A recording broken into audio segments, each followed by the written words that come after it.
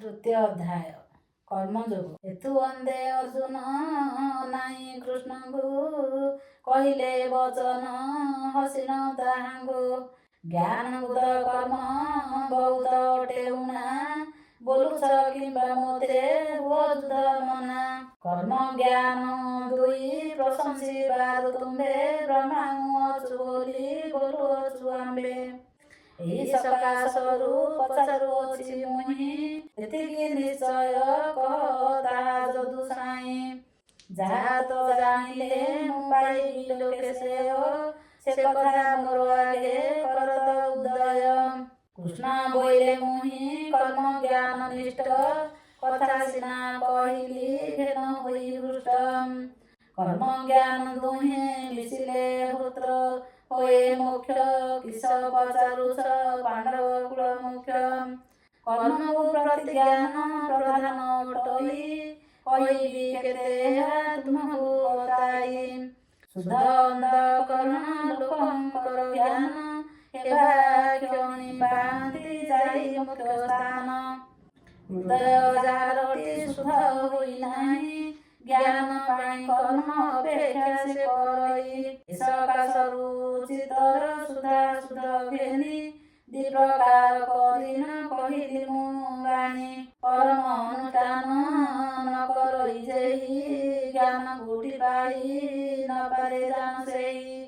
ଚିତ୍ତ ଶୁଦ୍ଧି ବିନା କର୍ମ ତ୍ୟାଗ କଲେ ମୁଖ୍ୟ ନ ପାଇଟି ଅର୍ଜୁନ ଜାଣ ବଲେ। କୌଣସି ଅବସ୍ଥାରେଟି କର୍ମ ଛାଡ଼ି ଲୋକଟି ବଞ୍ଚି ନ ପାରଇ ଏକ ଘଡ଼ି। ସବୁ ଲୋକମାନଙ୍କୁ ରାଗ ଦୋଷ ଆଦି ଗୁଣେ କର୍ମ କରାଉଛନ୍ତି ହୋଇ ବାଦି। କର୍ମେନ୍ଦ୍ରିୟ ମାନେ ସଂଯତ କରି ଦେଖି ମନକୁ ବିଷୟରେ ହେଉଥାଏ ସଖୀ। ଏ ରୂପେ ଯେଉଁ ଲୋକ ଅଛି ଅର୍ଜୁନ ଦାମ୍ଭିକ ବୋଲି ତାକୁ କହନ୍ତି ଜନ। ଜ୍ଞାନେନ୍ଦ୍ରିୟ ମାନଙ୍କୁ ମନରେ ସଂଯତ କରି କର୍ମେନ୍ଦ୍ରିୟରେ କର୍ମେ ହେଲେ ରତ।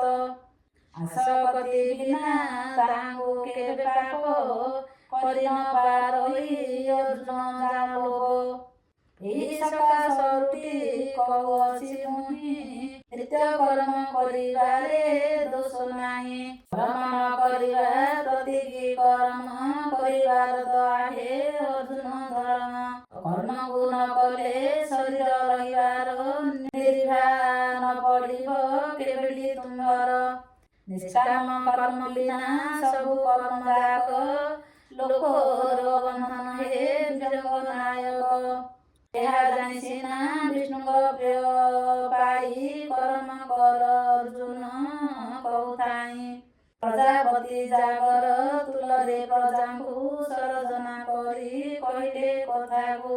ଆଜଠାରୁ ଜାଗକୁ କରି ପ୍ରଜା ମାନେ ଉତ୍ତରାଦର ବୃଦ୍ଧି ଲାଭ ବେଶିନେ। ଏହା ତୁମର ଇଷ୍ଟ ବାମକୁ କରିବ ଏ କଥାରେ କିଛି ନ ଧର ଶଙ୍କା ଭାବ। ଯଜ୍ଞେ ଦେବତାକୁ ଭାବନା ବସି କର ଦେବଙ୍କରେ ଭାବନା ପାଳ ସବୁ ନର। ପରସ୍ପରେ ଯେବେ ଭାବିତ ହୋଇବ ମହାଶ୍ରେୟ ଏ ସକାଶରୁଟି ଲଭିବ। ତେବେ ବୃଷ୍ଟି ଆଦିରେ ବଡ଼ ବଢ଼ାଇବେ ଶସ୍ୟ ତୁମ୍ଭେ ଜାଗ ବନ୍ଦିରେ କରିବ ତାଙ୍କୁ ଦୋଷ। ଦେବତାଙ୍କର ଦତ୍ତ ଅଟଇତ ନ ଦେଇ ତାଙ୍କୁ ନ କରିବଟି ଭୋଜନ। ସାଧୁ ଲୋକମାନେ ଯଜ୍ଞର ଶେଷ ପାଇବା କ୍ଷଣି ପାପ କରିଦେବେ ଧ୍ୱଂସ। ଆପଣା ପାଇଁ ରାନ୍ଧି ବାଢ଼ି ଯେଉଁ ଜଇ ଏତୁ ବଳି ପାପି ଖୋଜିଲେ ଆଉ ନାହିଁ। ଅନ୍ନରୁ ପ୍ରାଣୀମାନେ ହୁଅନ୍ତି ଉତ୍ପତ୍ତି ବୃଷ୍ଟିର ଘେନି ଅନ୍ନ ହେଉଅଛି ଖ୍ୟାତି। ଜାଗ ଘେନି ବୃଷ୍ଟି ପ୍ରକାଶ ଜଗତେ ଯଜମାନ ବ୍ୟାପାରେ ଜାଗ ହୁଏ ନିତେ। ଯଜମାନ ବ୍ୟାପାର ଦେହେ ରୁଟି ଜାତ ବେଦଟି ବ୍ରହ୍ମରୁ ହୋଇଛି ସମ୍ଭୂତ। ସର୍ବବ୍ୟାପୀ ହୋଇ ଜାଗରେ ପ୍ରତିଷ୍ଠିତ ହେ ହୋଇଛି ଜାଣ ହେ କୁନ୍ତି ଦେବୀ ସୁତ। ଏ ରୂପେ ପ୍ରବର୍ତ୍ତିବା ଚକ୍ରକୁ ଯେ ନର ଅନୁଷ୍ଠାନ ନ କରେ ଯିବ ବ୍ୟର୍ଥ ତାର। ଆତ୍ମତୃପ୍ତ ଲୋକର କର୍ମ କଲେ ପୁଣ୍ୟ ନାହିଁ ଆଏ ଜାଣ ପାଣ୍ଡବ ଅର୍ଜୁନ। କର୍ମ ନ କଲେ ତା ଦୋଷ ନୁହେଁ କିଛି, ଆଶା କାହାକୁ ସେ ନ କରେ କୁନ୍ଥି ଅଛି। ସକା ସୁଆସ କତିକି ଛାଡ଼ି ଦେଇ କର୍ମ କର ପାର୍ଥ ତୁମକୁ କହୁଥାଇଁ। ଆସକ୍ତ ନୁହି କରି କର୍ମ ଯେ କରେ ନ ପଡ଼ଇ କେବେ ସେ ସଂସାର ବନ୍ଧରେ। ଜନକ ଆଦି ରାଜା ମାନେ କର୍ମ କରି ନ ପାଇଛନ୍ତି ସିଦ୍ଧି ପାଣ୍ଡବ କୀର୍ତ୍ତିକାରୀ। ତୁମେ କର୍ମ କଲେ କରିବେ ଲୋକେ କର୍ମ, ଏଥିପାଇଁ କହୁଛି କର ଯୁଦ୍ଧ ଧର୍ମ। ବଡ଼ ଲୋକ ଆଚରଣକୁ ସାନ ଲୋକ ଚାହେଁ, କରିଟି କରୁଥାଏ କଥା ଯାକ। ବଡ଼ ଲୋକ ଯାହାର ପ୍ରମାଣ କରିଯାଏ, ଲୋକ ତହିଁକି ସଦା ଅନୁଗତ ହୁଏ। ତିନି ଲୋକେ ପ୍ରାପ୍ତ ହୋଇ କଥା ମୋର ନାହିଁ, ତେବେ କର୍ମ କରୁଛି ନିରନ୍ତର। କର୍ମରେ ମୁଇଁ ନ ପ୍ରବର୍ତ୍ତିବି ଯେବେ, ସମସ୍ତେ ମୋତେ ଚାହିଁ କର୍ମ ଛାଡ଼ି ଦେବେ। କର୍ମ ନ କଲେ ମୁଁ ପ୍ରାଣୀ ଉଚ୍ଛନ୍ନ, ହେବେ ବନଶଙ୍କର କାଳିଏ ବି ଜାଣ। କର୍ମରେ ଆସକ୍ତି ଅବିଦ୍ୱାଂସ ଜନେ, ଅନାସକ୍ତ କର୍ମ କରିବେ ସାଧୁ ଜନେ। ଅଜ୍ଞ କର୍ମରେ ହୋଇଲେ ଆସକ୍ତି, ଜ୍ଞାନୀ ଯେ ହେବ ତାହା କରାଉଥିବ ନୀତି। ଇନ୍ଦ୍ରିୟମାନେ କର୍ମ କରୁଥାନ୍ତି ନୀତି, ଅହଙ୍କାରୀ ଜନେ ମୁଁ କଲି ତ ବୋଲନ୍ତି। ଗୁଣ କର୍ମ ବିଭାଗ ତତ୍ତ୍ୱ ଯେ ଜାଣଇ, ମୁଁ କରୁଛି ବୋଲିବା କଥା ସେ ଛାଡ଼ଇ। ପ୍ରକୃତିର ଶତାଦି ଗୁଣେ ମୂଢ଼ ହୋଇ, ଗୁଣ କର୍ମେ ଆସକ୍ତ ହୁଅନ୍ତି ସବୁ ଦେହି। ଏହି ସକାଶରୁ ଯେ ହେବେ ଜ୍ଞାନୀ ଜନ, ପ୍ରବର୍ତ୍ତାଉଥିବ ଯତ୍ନରେ କର୍ମମାନ। ମୁଠାରେ ଅର୍ଜୁନ ସବୁ କର୍ମ ଦେଇ, ଈଶ୍ୱରାଧୀନ ବୋଲି ବୁଝ ଏବେ ଯାଇ। ଯେଉଁମାନେ ମୋ ମତ କରନ୍ତି ଅନୁଷ୍ଠାନ, ଜ୍ଞାନୀ ପରିମୁକ୍ତ ହୁଅନ୍ତି ସେ ଅର୍ଜୁନ। ଯେଉଁମାନେ ମୋ ମତ ଅଶ୍ଳା କରନ୍ତି, ଜ୍ଞାନ ମୂଢ଼ ହୋଇ ପାପକୁ ସେ ପାଆନ୍ତି।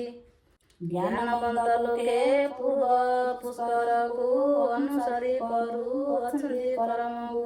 ପ୍ରକୃତି ଆଶେ କରିଥାନ୍ତି ସବୁ ଜନ, ଇନ୍ଦ୍ରିୟ ନିଗ୍ରହ କି କରିବ ଅର୍ଜୁନ।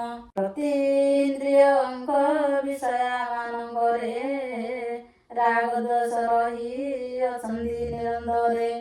ରାଗ ଯେ ଦ୍ୱେଷ ଦୁହିଁ କରେ ହେବେ ବଶ, ନୋଇ ବଳିଆ ହେ ଅର୍ଜୁନ ବୀରଈଶ।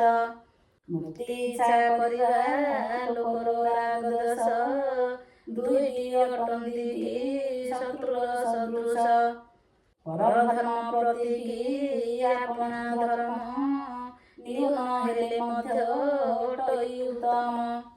ସ୍ୱଧର୍ମରେ ମରଣ ଅଟଇଟି ଶ୍ରେୟ, ପର ଧର୍ମେ ପାଏ ନରକ ଆଶ୍ରୟ। ଅର୍ଜୁନ ବୋଇଲେ ଲୋକ କାହା ପ୍ରୟୋଗରେ, ପାପ କରୁଅଛି କହ ତା ମୋର ଆଗରେ।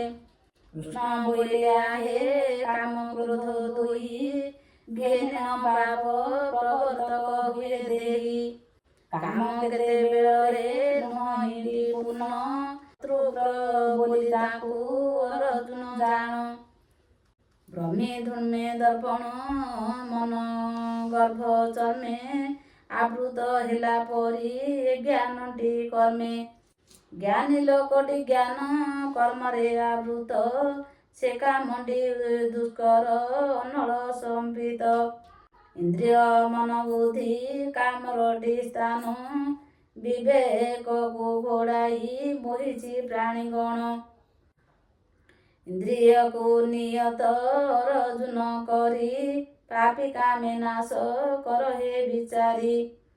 ଦେହାଦିରୁ ଇନ୍ଦ୍ରିୟ ମାନେଟି ଗରିଷ୍ଠ, ଇନ୍ଦ୍ରିୟଙ୍କ ପ୍ରତି କରନ୍ତି ମନ ଶ୍ରେଷ୍ଠ। ମନକୁ ପ୍ରତି ବୁଦ୍ଧି ଅଟେ ବଳିୟାର, ବୁଦ୍ଧିଟିକି ଆତ୍ମା ପୁରୁଷ ଅଟେ ବର। ବୁଦ୍ଧିରୁ ବଡ଼ କରି ଆତ୍ମାକୁ ଜାଣି, ଆମ୍ଭଠାରେ ମନକୁ ରଖି କରି ଆଣି। କାମ ଶତ୍ରୁ ସଂହାର କର ଅର୍ଜୁନ, ଘେନି କରି ମୋହର କହିବା ବଚନ। ଭଗବତ ଗୀତାର ତୃତୀୟ ଅଧ୍ୟାୟ ଶେଷ କଲେ ପରା ସରଙ୍ଗ ତନୟ। ଆଧ୍ୟାତ୍ମା ଯୋଗ ନାମ ଏହାକୁଟି କହି କୃଷ୍ଣ ସିଂହ ଧରା କୋଟ ସାଇ। ଓମ୍ ନମୋ ଭଗବତେ ବାସୁଦେବାୟ ନମଃ। ଓମ୍ ନମୋ ଭଗବତେ ବାସୁଦେବାୟ ନମଃ।